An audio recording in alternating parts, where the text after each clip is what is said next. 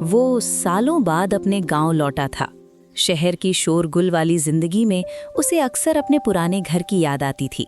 वही छोटा सा आंगन, वहां की मिट्टी की खुशबू और घर के सामने खड़ा वो पुराना नीम का पेड़। लेकिन समय बीतते बीतते इंसान अपनी यादों को भी कहीं पीछे छोड़ देता है। उस दिन जब वो घर के पुराने दरवाजे से अंदर आया तो घर कुछ बदला हुआ सा लगा। दीवारों का रंग फीका पड़ चुका था। छत के कोनों में मकड़ी के जाले फैले हुए थे।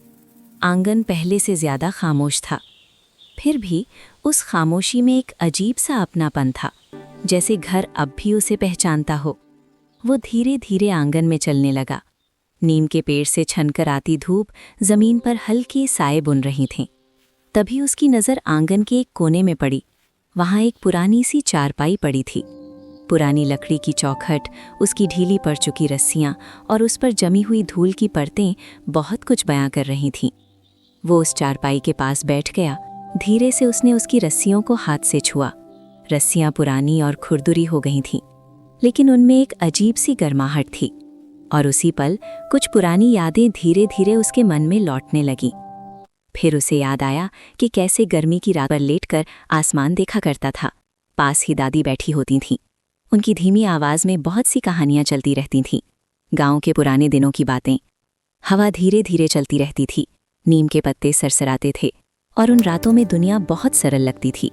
अब वही चारपाई उसके सामने थी, लेकिन समय बदल चुका था। वो मुस्कुराया और धीरे से चारपाई को उठाकर आंगन के बीच में रखा।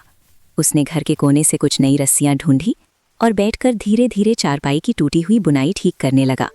रस्सी को एक एक करके खींचना, उसे चौखट में बुनना, ये काम उसने बचपन में अपने दादा को करते हुए देखा था। उस समय ये सब काम उसे बहुत साधारण सा लगता था, लेकिन आज उसे महसूस हुआ कि कुछ चीज़ें कितनी खास होती हैं। धीरे धीरे चारपाई फिर से मजबूत होने लगी। दोपहर की धूप अब थोड़ी नरम हो गई थी। दूर कहीं से बैलों की घंटियों की आवाज़ आ रही थी। गांव की हवा में वही पुरानी मिट्टी की खुशबू थी। वो कुछ देर के लिए चारपाई पर बैठ गया। आंगन में हल्की हल्की हवा चल रही थी। शहर में रहते हुए उसे अक्सर लगता था कि जीवन बहुत तेज हो गया है। हर समय भागना, कुछ पानी की चिंता में ही समय गुजर जाता था। लेकिन यहाँ इस छोटे से आंगन में बैठकर उसे लगा कि जीवन इतना जटिल भी नहीं है। कभी कभी सुकून बहुत छोटी चीज़ों में छिपा होता है, जैसे एक पुराना घर, एक नीम का पेड़ और एक चारपाई। शाम धीरे धीरे उतरने लगी। आसमान में हल्का नारंगी रंग फैल गया। उसने चूल्हे पर चाय बनाई और चाय का छोटा सा कप लेकर चारपाई पर बैठ गया।